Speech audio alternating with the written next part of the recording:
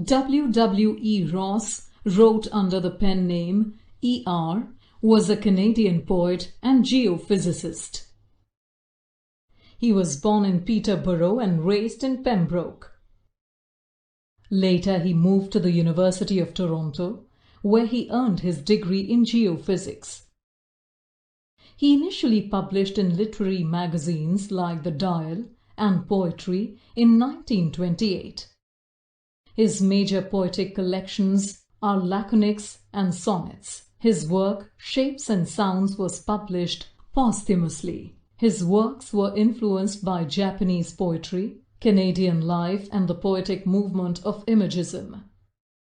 Through his poetry, Ross explored Imagist themes of experimentation, free verse, and concise portrayal of modern world.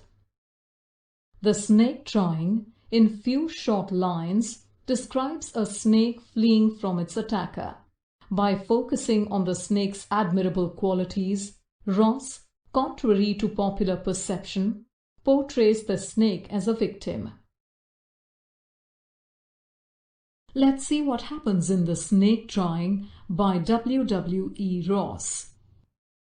In the poem, the snake is a victim rather than a fearsome creature. It is trying to escape from a man chasing it with a stick.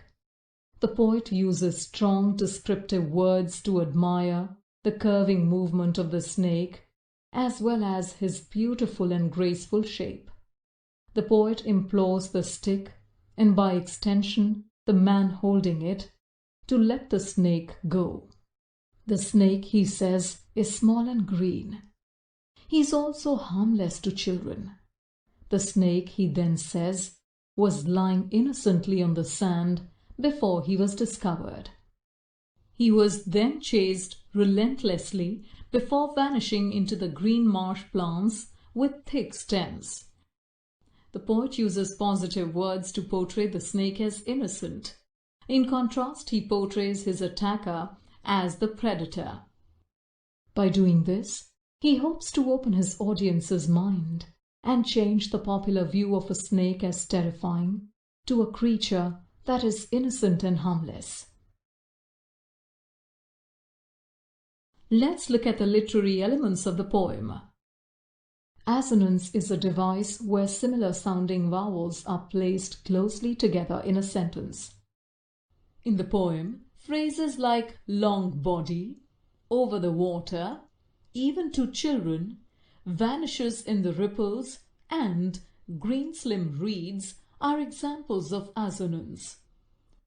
Through this device, the poet is portraying a harmless picture of the snake.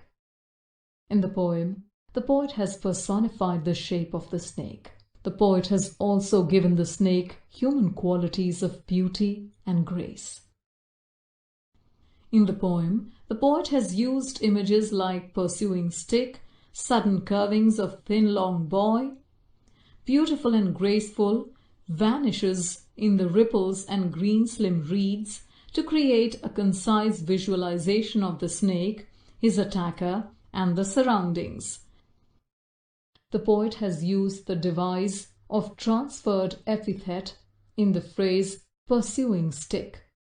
The poet does not mean that the stick is chasing the snake. Rather, he means that the man is pursuing the snake with a stick.